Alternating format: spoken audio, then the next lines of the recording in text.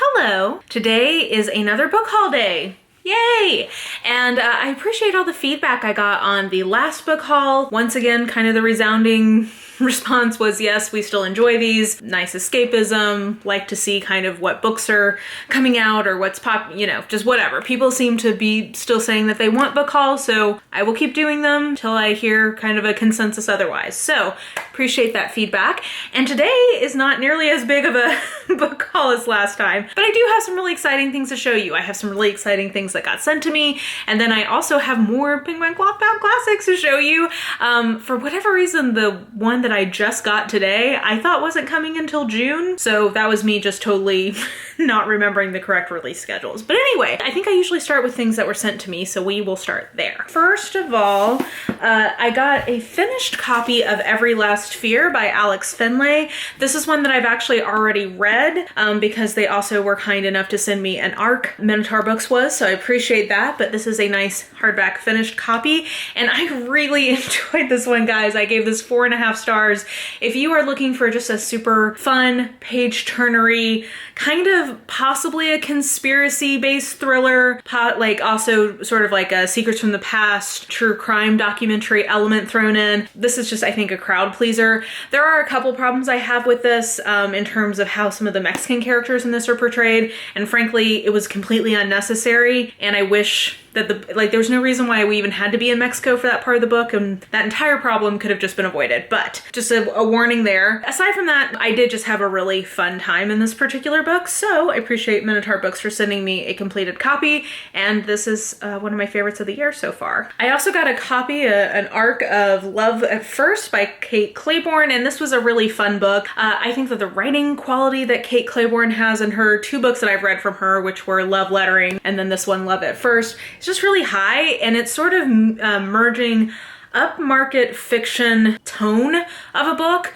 with rom-com plots, which I think is somewhat of a unique project, and I think she pulls it off really well. This is kind of an enemies to lovers because the dude in this is trying to rent out his deceased uncle's apartment as sort of like an Airbnb thing. Our heroine is living in her deceased grandmother's apartment, and nobody else in the building wants him to do that, so she's trying to keep him from doing that.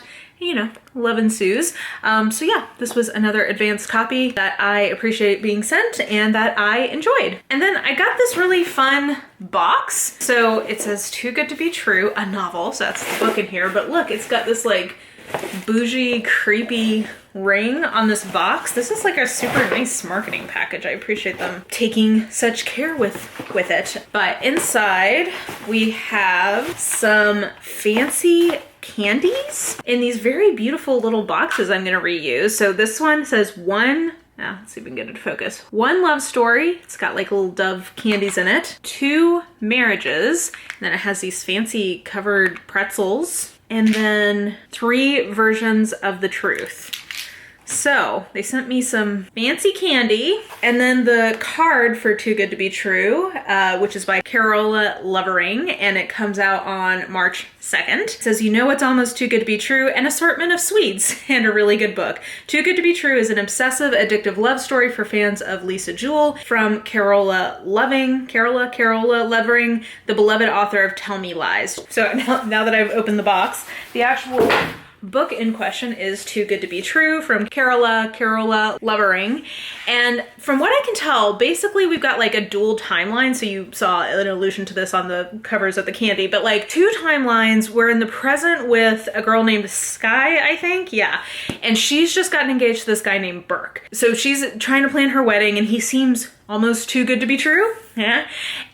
We also are getting an alternative timeline from Burke's past with another girl. And then it seems like there may be some like thrilling things that may be happening in that alternative timeline. So this sounds like a really fun thriller. It definitely has like a can you trust your partner kind of trope to it. Secrets from the past, alternative timelines. I'm guessing there's going to be timeline trickery based on the fact that there are alternative timelines. Check this one out if you're interested, and thank you so much to St. Martin's Press for sending this to me.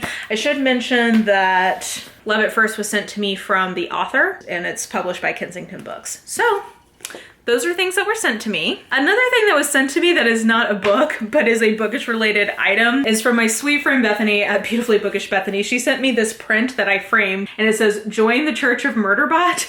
So if you've been on live stream, you've seen me holding this up, but that was so sweet of her to send me. She made this print just for me because she knows how much I love Murderbot, and I'm always joking about how I'm a evangelist for the good news of Murderbot. So that was so fun of her to send me this. And I've got this back here in my bookshelf where you guys can sometimes see it. And then maybe we'll go to things that I've already read. Well, one of these I guess I've sort of already read and sort of not. We'll start there. So Beowulf, a new translation from Maria Devana Headley. I had heard really good things about this new translation. This is basically taking Beowulf and doing it in a fully modern poetry approach. So there's no attempt to recreate kind of ye old-timey language with it. It's a translation that's really just seeking to translate the spirit of the text rather than a direct word-for-word translation. So for example, it says, "He threw it back as fast as he'd once drawn his sword. This old lord of war and his men cheered. She went round, a helming hostess, treading with purpose, rings shining, beer-sounding soldiers, old and young, both of her house, and the slayer's sea, goblet held to her breast." #blessed. At last Beowulf was before her, fingers outstretched. She welcomed him, Heorot, as a hero, a man who'd answer hopes with hands and who might, please God, finally redeem her land from hell. So, there's no attempt really here to have a specific rhyme scheme, has #blessed in there. So it's definitely, it's meant to be something that modern readers can connect with a little bit more.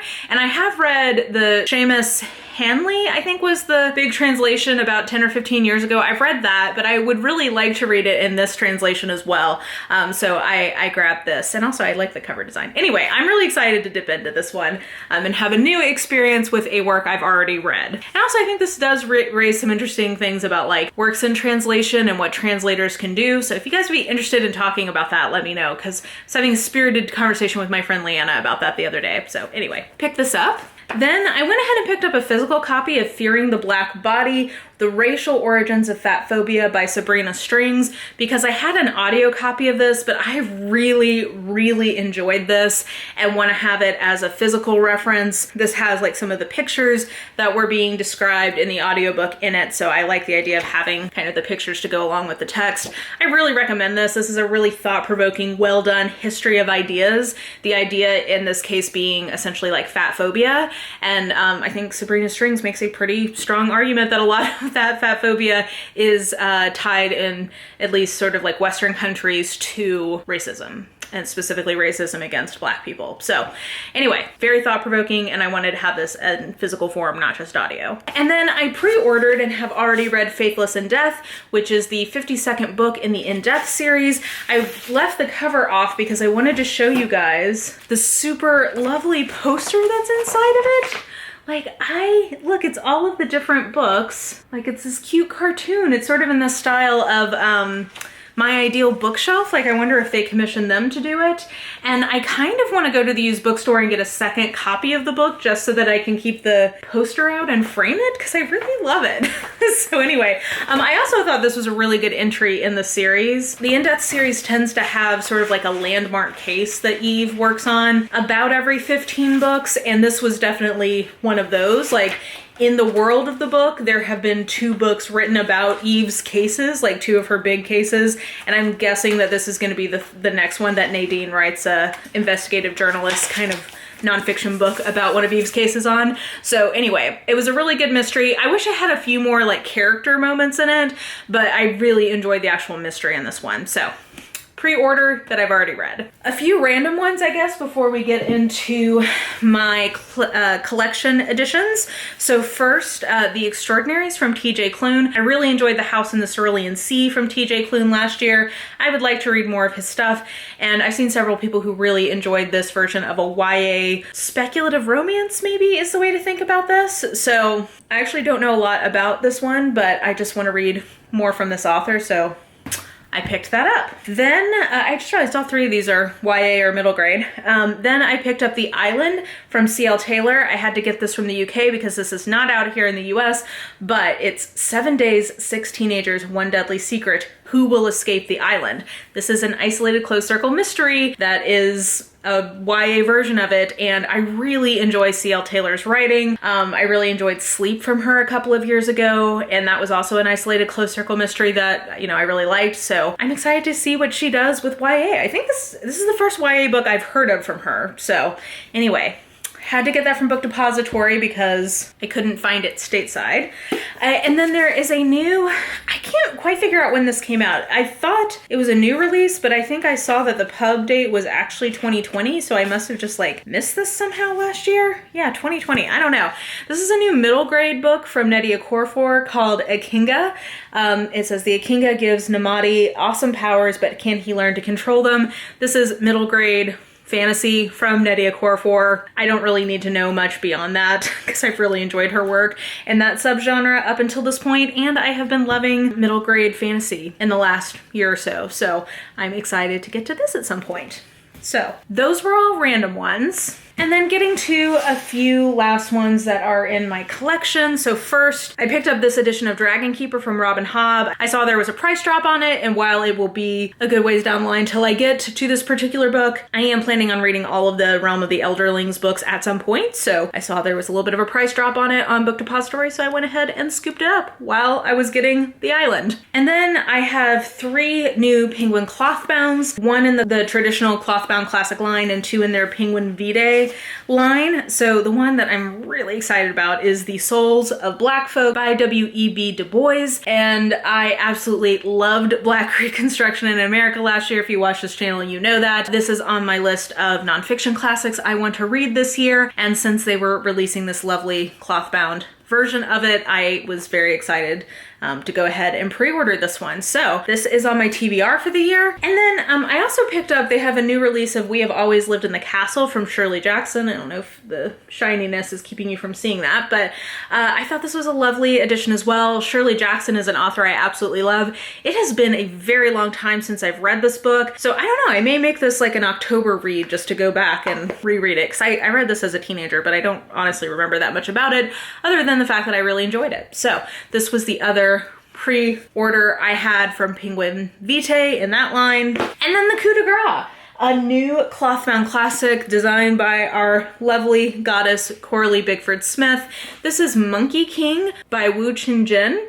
It's kind of hard in this lighting for you to see the lettering very well because it's a light orange with a darker orange printing, but I love the design on this. I think it's so pretty. I've been saying this, I'm a broken record recently. I'm really loving the brighter covers that she's been gravitating towards in the last couple of years. I just think they're so fun, and they're a nice kind of pop to some of the darker and like more kind of, I don't know, like navies and stuff she was doing in the past. So I love this. I'm also excited because I believe Monkey King is one of the kind of like 5 great Chinese novels, like considered one of the 5 greatest Chinese novels ever, or like stories ever. So I think I'm gonna put this as one of my classics to read next year. I think that is probably part of the plan. So both something beautiful to look at and something that will inspire my actual TBR next year. Exciting. And can I just say thank you? I know that a couple of hauls ago when I was talking about Penguin Clothbounds, I was like, get some diversity. I do appreciate that we have like a non-Western book entering the line. I would like to see them doing more of that. So Penguin, keep that energy going. And with that, I think that that's my haul this time. It's a good size haul. Reasonable, not as excessive as last time. Definitely let me know what you thought of any of the books I talked about or any books that you have bought recently that you're excited about down in the comments below. And yeah, I think that that will do it for me. So if you enjoyed this video, please like, subscribe, follow me on the social medias if you are so inclined. I have all that information listed in the description box below, and I think that will do it. I hope you're having an absolutely lovely day today, and I will just talk to you soon. Bye!